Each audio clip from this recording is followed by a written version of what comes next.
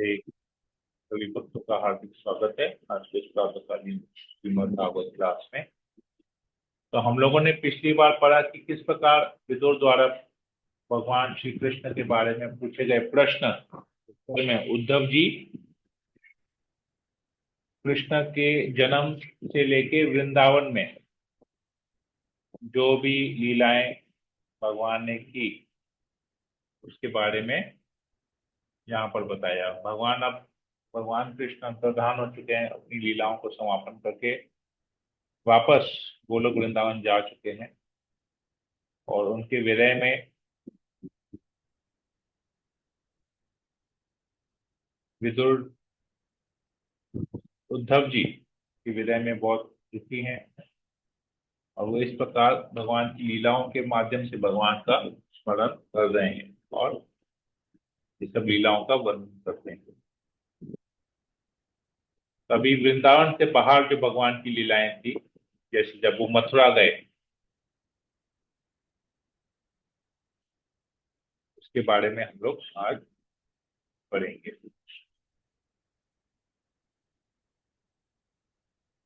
I think ये भी पढ़ लिए हैं, मथुरा वृंदावन के बाहर की लीला।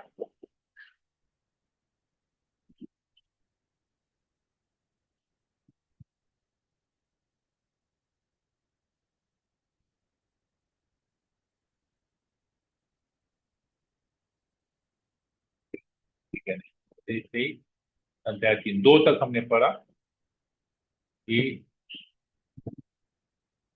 ओके, 2 तक पढ़ा, अभी 3 से हम लोग आगे बढ़ेंगे। 2 का थोड़ा सा, 3 का ये जो वृतांत के वाक्य लीला थोड़ा सा उद्धव जी ब्रीफ करते हैं, तो यहाँ पर फिर बताएंगे। ओम ज्ञानतिमिरान्धस्य ज्ञानाञ्जनशलाकया चक्षुरुन्मीलितं येन तस्मै श्रीगुरुवे नमः। नमो विष्णुपादाय कृष्णप्रेष्ठाय भूतले श्रीमते भक्तिवेदांत स्वामिनिधि नामिने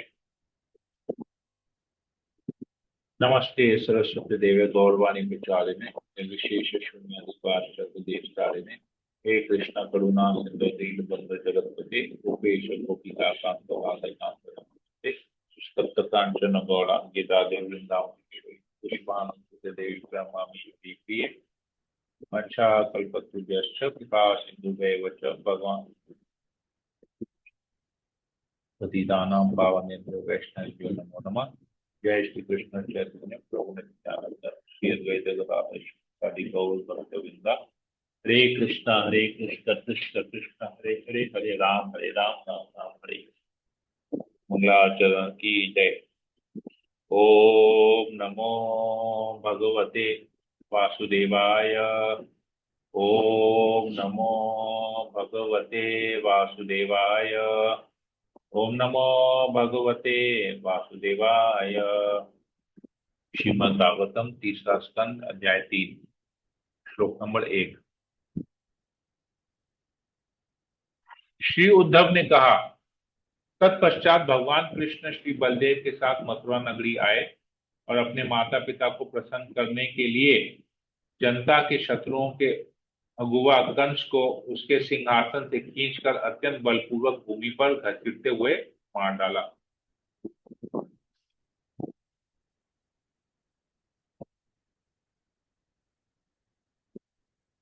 तो कंस ने जितने भी असुर भेजे वृंदावन में कृष्ण का वध करने के लिए, कृष्ण ने सबको मार डाला। जिस प्रकार मामा अपने भांजे के लिए खिलौने भेजता है और वो खिलौनों से खेल खेल कर उसको तोड़ देता है, उसी प्रकार सारे असुर को भगवान ने तोड़ दिया, खत्म कर दिया सारे असुरों को। तो अभी कंस ने इनविटेशन भेजा। कृष्ण चाहते तो मथुरा स्वयं आ सकते थे, परंतु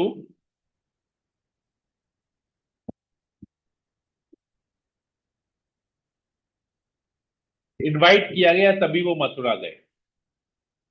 तो हमको लगता है कि भगवान बहुत आसानी से सभी को मिल जाएंगे। अरे वो तो हमारे लिए है, हम जब बोलेंगे, हमको बोलने की क्या जरूरत है, वो तो हमारे पास ही हैं, हमारे साथ हैं, सब कुछ कर रहे हैं। तो अगर सब कुछ तो कर रहे हैं, परंतु वो जनरल सबके लिए सब कुछ कर रहे हैं, भगवान पक्षपात नहीं करते। लेकिन भगवान बोलते हैं जो मेरे विशेष रूप से मेरे भक्त होते हैं, मैं उनका पर्सनल टेक केयर करता हूँ। तो हमको जब अपने जीवन में अगर भगवान की उपस्थिति को महसूस करना है पर्सनल लेवल पे,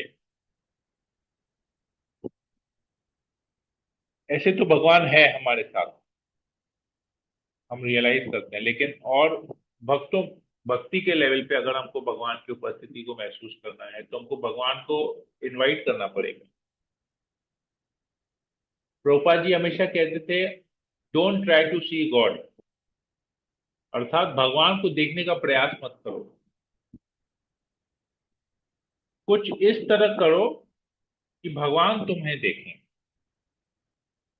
अर्थात ऐसी भक्ति करो कि भगवान स्वयं तुम्हारी भक्ति से प्रसन्न होके तुमको अपनी शरण में ले ले, अपने संरक्षण में ले ले। ऐसे कार्य करने चाहिए।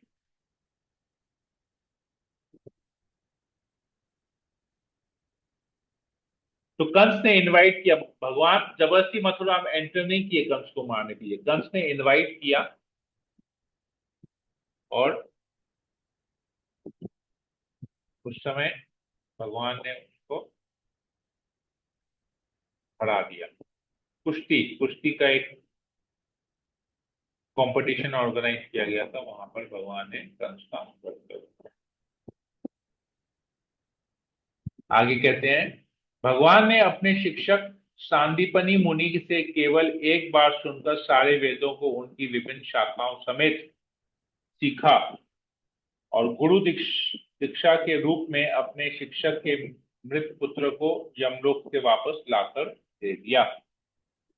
तो सांदीपनी मुनि से भगवान ने एक ही बार सुना और सब कुछ। एक्चुअली भगवान से ही तो सारे वेद आते हैं।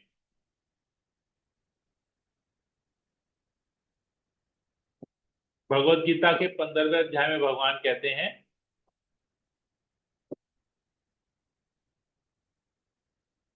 वेदेश्च सर्वैर अहम एव वेद्या वेदांत वेद विदेव चाहम। सारे वेद मेरे से ही आते हैं और सारे वेदों के माध्यम से मुझे ही जाना जाता है।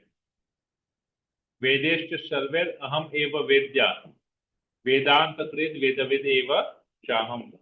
इन वेदों से मुझे ही जाना जा सकता है और सारे वेद मेरे से ही आते हैं। तो भगवान के पास पूर्ण ज्ञान है, उन्हें अलग से ज्ञान लेने की जरूरत नहीं है। फिर भी क्योंकि भगवान इस भौतिक जगत में आते हैं लीला करने की इच्छा से, तो भगवान की ये लीला है कि वो गुरुकुल जाते हैं, गुरु स्वीकार करते हैं, गुरु से सारी शिक्षा, वेदों की शिक्षा ग्रहण करते हैं और साथ ही साथ गुरु को दक्षिणा भी देते हैं। गुरु दक्षिणा में क्या देते हैं, सांदीपन मुनि के मृत पुत्र को यमलोक से वापस लाके उनको सौंप देते हैं। तो ये भगवान ही कर सकते हैं और कोई नहीं कर सकता।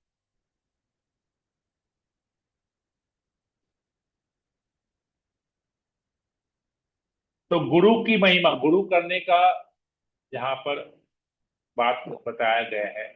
और गुरु से क्या ज्ञान लेना चाहिए, किसको गुरु करना चाहिए, गुरु से क्या ज्ञान ज्ञान लेना चाहिए, और अंत में गुरु को दक्षिणा भी देनी चाहिए। तो ये यहाँ पर है।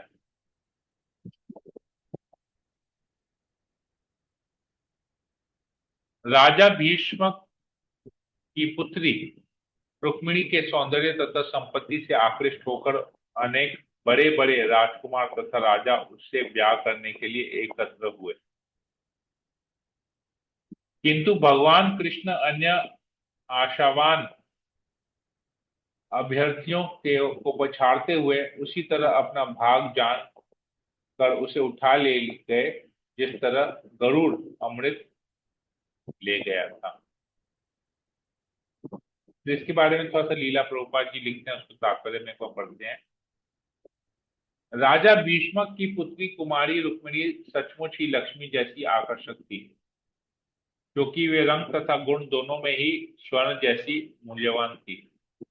क्योंकि लक्ष्मी जी भगवान की संपत्ति हैं, अतः रुक्मिणी वास्तव में कृष्ण की ही निमित्त थी। किंतु रुक्मिणी के बड़े भाई ने शिशुपाल को उसके पति के रूप में चुना था। यद्यपि राजा भीष्मक अपनी पुत्री का विवाह कृष्ण से करना चाहता था, रुक्मिणी ने शिशुपाल के चंगुल से अपने को छुड़ाने के लिए कृष्ण को आमंत्रित किया। अतः जब दूल्हा बनकर शिशुपाल अपनी टोली सहित रुक्मिणी से विवाह करने की इच्छा से वहां आया, तो कृष्ण सहसा ही सभी राजकुमारों को पछाड़ते हुए रुक्मिणी को वहां से ऐसे उठा ले गए, जिस तरह गरुड़ असुरों के हाथ से अमृत ले भागा था। इस घटना की स्पष्ट विवेचना दशम स्कंद में की जाएगी। तो ये पूरा पास्ट टाइम है। देखिए यहां पर भी रुक्मिणी ने कृष्ण को आमंत्रित किया, तभी कृष्ण आए। हमको कृष्ण को अपने जीवन में इनवाइट करना पड़ेगा,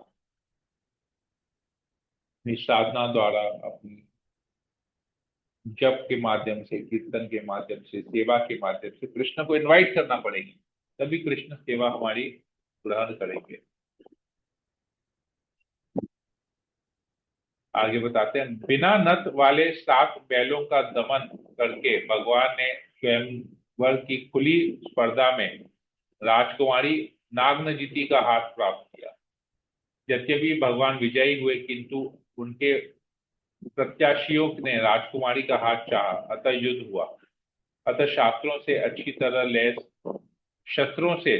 तरह लैस भगवान ने उन सबों को मार डाला या घायल कर दिया, परंतु स्वयं उन्हें कोई चोट नहीं आई। तो ये दूसरा विवाह, पहला विवाह रुक्मिणी से करते हैं, तो दूसरा विवाह नागनजीति से करते हैं। भगवान वहां पर सबको हरा देते हैं और भगवान को खरोच तक नहीं आती है। अपनी प्रिय पत्नी को प्रसन्न करने के लिए भगवान स्वर्ग से पारिजात वृक्ष ले आए, जिस तरह की एक सामान्य पति करता है। किंतु स्वर्ग के राजा इंद्र ने अपनी पत्नियों के उकसाने पर लड़ने के लिए दल बल सहित भगवान का इच्छा की। तो भगवान यहाँ पर एक साधारण पति का, एक हाउस होल्डर हस्बैंड का रोल प्ले कर रहे हैं, जहां पर स्त्री की इच्छा को पूरी करते हैं। तो स्त्री जो चाहती है, इच्छा को पूरी करते हैं। ये भागवत में बहुत सुंदर तरीके से हम लोग, एक और जगह इसका वर्णन आता है, जब भगवान हस्तिनापुर छोड़ के द्वारका प्रवेश करते हैं, तब ये बहुत एक अच्छा डिस्क्रिप्शन आता है प्रथम स्कंद में, कि भगवान की पत्नियों को, जब भगवान आते हैं द्वारका में प्रवेश करते हैं, अपने महल में जाते हैं, अपने बालकों को गोद में उठाते हैं, तब रुक्मिणी और जितनी भी पत्नियां, उनको लगता है कि भगवान उनके इशारे पे नाचते हैं।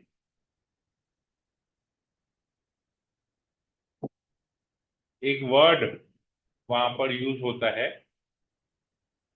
वर्ड में आप लोगों को बताता हूँ, बहुत सुंदर ये वर्णन आता है। तो ऐसा इन लोगों को लगता है, कृष्ण की पत्नियों को, और ये स्वाभाविक है, ये कोई आश्चर्यजनक बात नहीं है, ये स्वाभाविक है।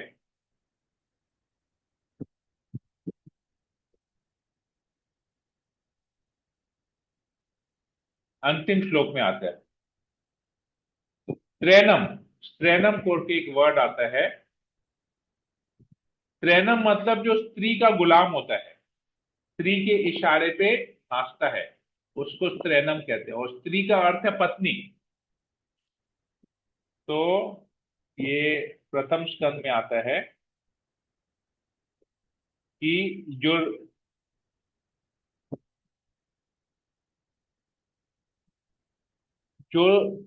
पत्नियां थी,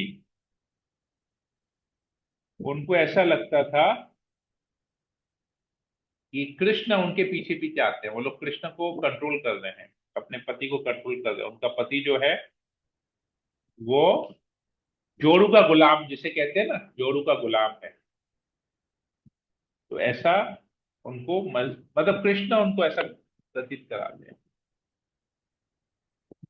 ये बताया जा रहा है। तो इसीलिए रानियां कुछ भी डिमांड करती थी तो कृष्ण उसको पूरा कर देते थे। तो रुक्मिणी देवी ने पारिजात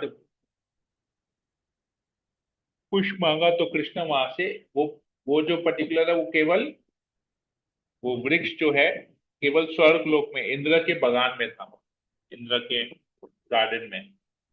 तो वहां से कृष्ण जाके लेके आते।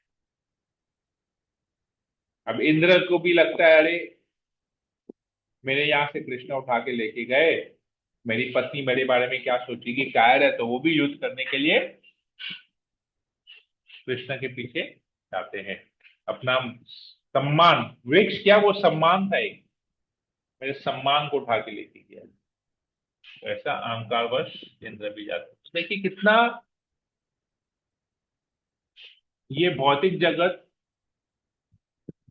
में कितना मोह है, ईगो कितना स्ट्रांग है, कि पत्नी पति का पत्नी के प्रति कितना मोह है, इससे पता चलता है कि अपने आप को पत्नी की नजर में नहीं गिरने देना। तो लोग कुछ भी हद तक जाते हैं। आगे बताते हैं। धरित्री अर्थात पृथ्वी के पुत्र नरकासुर ने संपूर्ण आकाश को निगलना चाहा, जिसके कारण युद्ध में वो भगवान द्वारा मार मार डाला गया। तब उसकी माता ने भगवान से प्रार्थना की। इससे नरकासुर के पुत्र को राज्य लौटा दिया गया और भगवान उस असुर के घर में प्रविष्ट हुए। तो नरकासुर का वध करते हैं और फिर उस असुर के घर में नरकासुर द्वारा हरण की गई सारी राजकुमारियां दुखियारों के मित्र भगवान को देखते हुए चौकन्नी हो उठी। उन्होंने अति उत्सुकता, हर्ष तथा लज्जा से भगवान की ओर देखा और अपनी पत्नी को उनकी पत्नियों के रूप में अर्पित कर दिया। तो नरकासुर ने 16,100 रानियों का अपहरण किया था। और तब प्रथा थी कि अगर कुंवारी स्त्री को,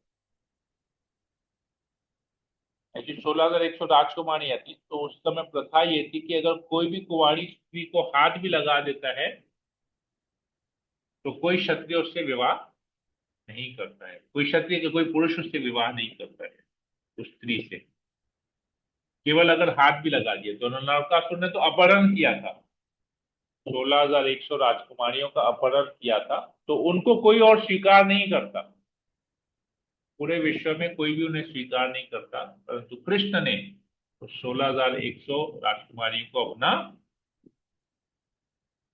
से विवाह किया। बहुत सुंदर ये भी लीला आती है। तो वे सभी राजकुमारियां अलग अलग भवनों में रखी गई थी। तो 8 प्रमुख रानियां थी और ये 16,100, तो 16,108 कृष्ण की पत्नियां थी। और 16,108 पत्नियों के लिए कृष्ण ने 16,108 महल बनाए, सेम सेम महल टोटल, मतलब किसी किसी का भी कोई अलग महल नहीं था, आइडेंटिकल 16,108 भवन बनाए। और भगवान ने एक साथ प्रत्येक राजकुमारी के लिए उपयुक्त युग्मों के रूप में विभिन्न शारीरिक अंश धारण कर लिए। तो भगवान ने अपने आप को 16,108 रूप में एक्सपैंड किया और कोई भी रूप किसी दूसरे रूप से कम नहीं था, सब एक समान थे। उन्होंने अपनी अंतरंगा शक्ति द्वारा विधिवत उनके साथ प्राणी ग्रहण कर लिया। तो भगवान एक साथ 16,108 रानियों के साथ रहते थे, 16,108 रूप में अपने आप को विस्तार किया और सभी को लगता था कि कृष्ण उनके साथ ही उस समय। अपने दिव्य स्वरूपों के अनुसार ही अपना विस्तार करने के लिए भगवान ने उनमें से हर एक से ठीक अपने ही गुणों वाली 10-10 संतानें उत्पन्न की। तो हर पत्नी से 16,108 पत्नी से हर पत्नी से 10 संतान, तो मतलब 1,61,080 संतान कृष्ण के हुए। सबको समान रूप से किया। काल्यवन मगध के राजा तथा शाल्वक ने मथुरा नगरी पर आक्रमण किया, किंतु जब नगरी उनके सैनिकों से घिर गई तो भगवान ने अपने जनों की शक्ति प्रदर्शित करने के उद्देश्य से उन सबों को स्वयं नहीं मारा। कुछ को उन्होंने स्वयं मारा और कुछ को अन्यों यथा बलदेव इत्यादि द्वारा मरवाया। तत्पश्चात हे विदुर, भगवान ने शत्रुओं को तथा लड़ रहे तुम्हारे भतीजों के पक्ष के समस्त राजाओं को कुरुक्षेत्र के युद्ध में मरवा डाला। वे सारे राजा इतने विराट तथा बलवान थे कि जब वे युद्ध भूमि में विचरण करते थे तो पृथ्वी हिलती प्रतीत होती थी। तो ये कुरुक्षेत्र के युद्ध के बारे में बताते हैं। फिर कृष्ण दुशासन तथा सौबल की कुमंत्रणा के कपट योग के कारण दुर्योधन अपनी संपत्ति तथा आयु से वीन हो गया। यद्यपि वह शक्तिशाली था, किंतु जब वह अपने अनुयायियों समेत भूमि पर लेटा हुआ था, उसकी जांघें टूटी थी। भगवान इस दृश्य को देखकर प्रसन्न नहीं थे। तो देखिए, परिवार में अगर कोई भी एक व्यक्ति कुछ गलत कार्य करता है तो उसके उसका फल सबको भुगतना पड़ता है। परिवार के सभी जनों को भुगतना पड़ता है। दुशासन ने गलत कार्य किया, उसकी वजह से दुर्योधन को भी उसका प्रभाव लेना पड़ा। कुरुक्षेत्र युद्ध की समाप्ति की पर वो भगवान ने कहा, अब द्रोण, भीष्म, अर्जुन तथा भीम की सहायता से 18 अक्षौहिणी सेना का पृथ्वी का भारी बोझ कम हुआ है, किंतु यह क्या है, अब भी मुझे से उत्पन्न यदुवंश की विशाल शक्ति शेष है, जो और भी अधिक असह्य बोझ बन सकती है।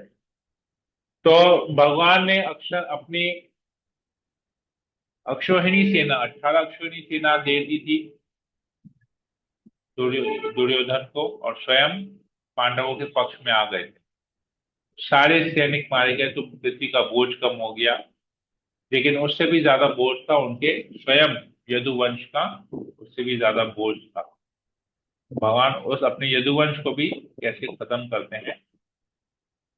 जब वे नशे में चूर होकर मधुपान के कारण तांबे जैसी लाल लाल आंखें किए परस्पर लड़ेंगे झगड़ेंगे, तभी वे विलुप्त होंगे, अन्यथा वह यह संभव नहीं है। मेरे अंतर्धान होने पर यह घटना घटेगी। तो कृष्ण कहते हैं कि मैं जब चले जाऊंगा तो मेरे पीछे जो मेरे भी जितने परिवार वाले हैं, सब आपस में लड़ाई झगड़ा करेंगे, मद पिएंगे, शराब के नशे में लड़ाई झगड़ा करेंगे और एक दूसरे को मार डालेंगे।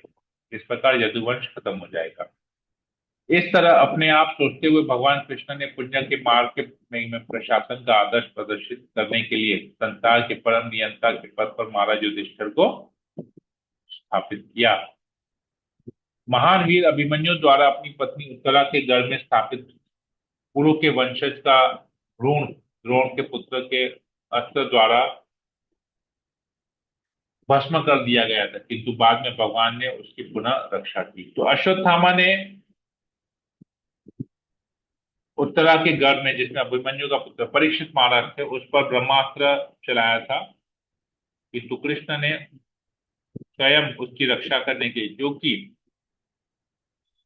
वो पृथ्वी का राजा होना था उसे, तो उसने भगवान ने उसके गर्भ में, उत्तरा के गर्भ में प्रविष्ट होकर अभिमन्यु के पुत्र परीक्षित महाराज की रक्षा की।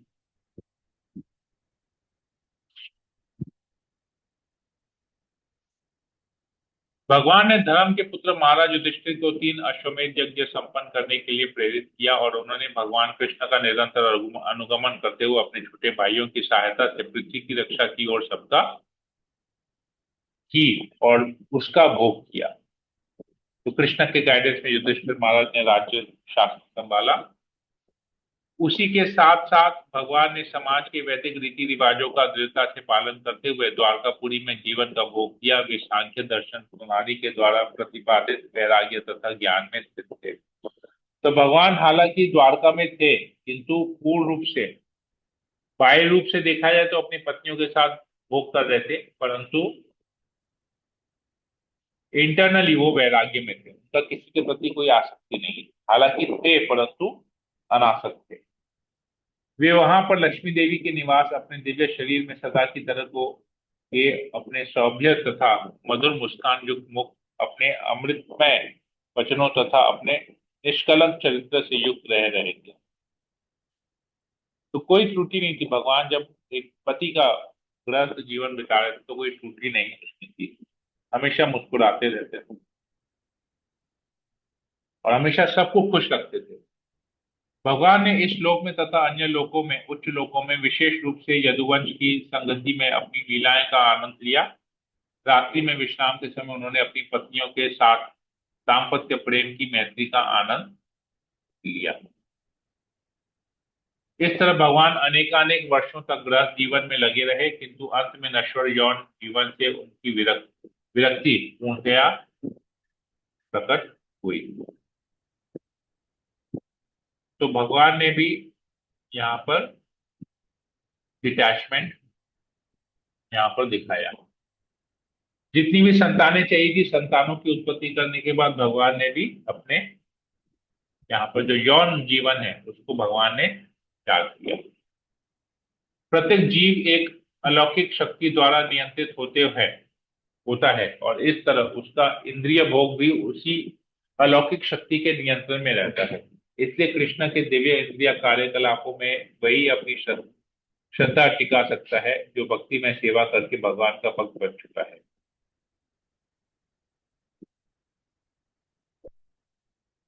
तो इंद्रिय भोग जब तक करेंगे तब तक हम भगवान की भक्ति नहीं कर पाएंगे। अगर इंद्रियों को वश में करना है तो इंद्रियों को भगवान की सेवा में लगाना पड़ेगा।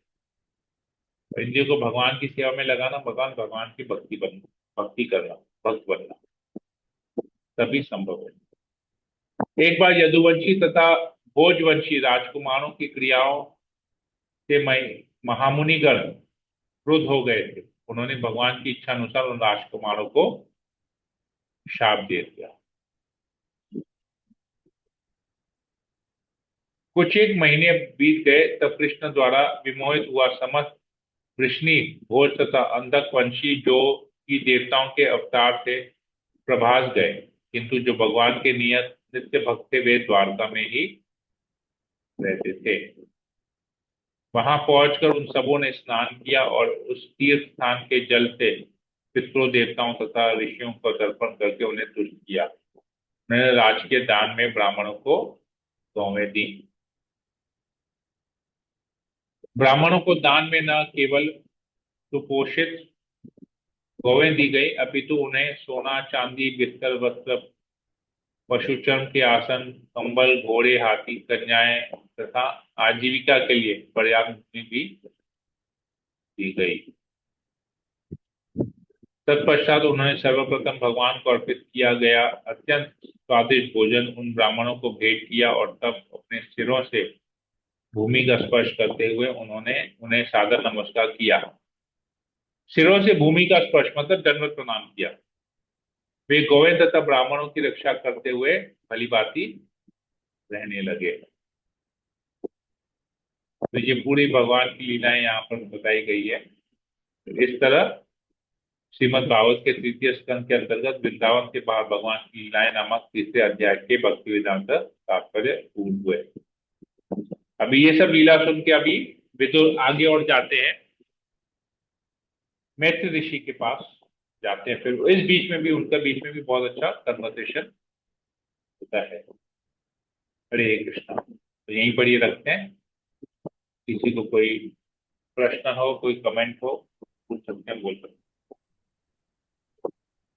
हरे कृष्ण प्रभु। यस प्रभु। एक पॉइंट क्लियर हुआ आज कि Yes. Krishna comes by invitation. Yes. When we do bhog, we ring the bell, Yes. inviting Krishna to come for the bhog. Yes, that's true. हाँ, that concept. तो थाली भगवान के सामने थाली रख देंगे हाँ, और कुछ नहीं बोलेंगे तो भगवान उसको एक्सेप्ट नहीं करेंगे। भगवान आएंगे नहीं। राइट। ये 3 से 5 क्लियर हो गया मेरा। Yes, okay. Hare Krishna. Thank you very much. Okay, और किसी को कुछ पूछना है, कुछ बोलना है?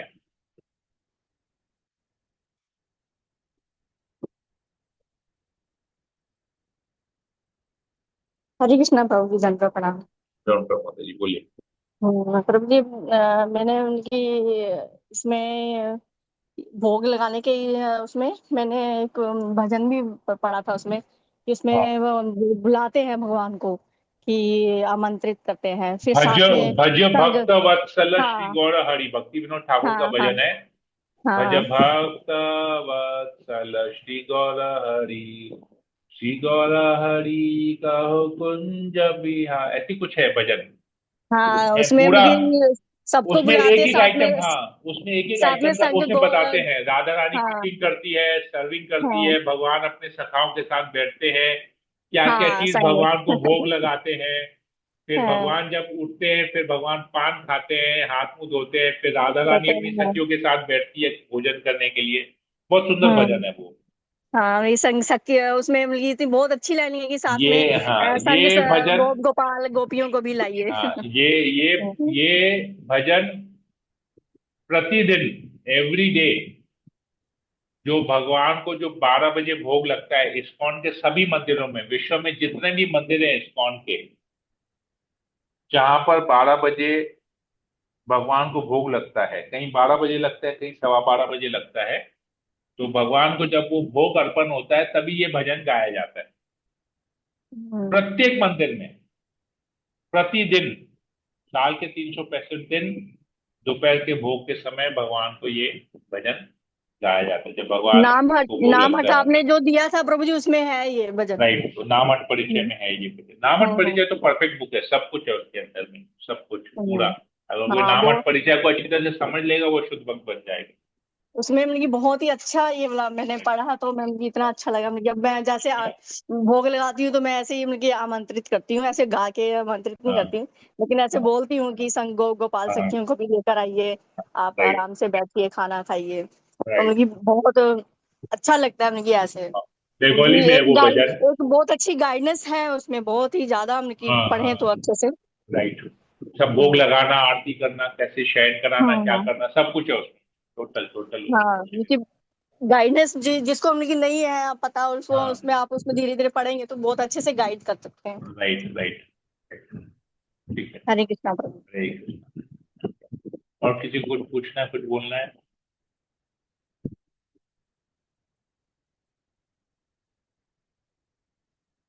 क्लियर है सबके लिए सब कुछ? जी प्रभु जी, हरे कृष्ण। ठीक है। ओके, ठीक है, फिर मैं सेशन को यही एंड करता हूँ। हरे कृष्णा कृष्ण कृष्ण हरे हरे, हरे राम राम राम हरे हरे। वाचा कल्पतरुभ्यश्च कृपा सिंधुभ्येव च पतितानां पावनेभ्यो वैष्णवेभ्यो नमो नमः। समेत भक्तवृंद की जय, श्रील प्रभुपाद की जय, ग्रंथ श्रीमद् भागवत की जय। हरे कृष्णा। हरे कृष्ण।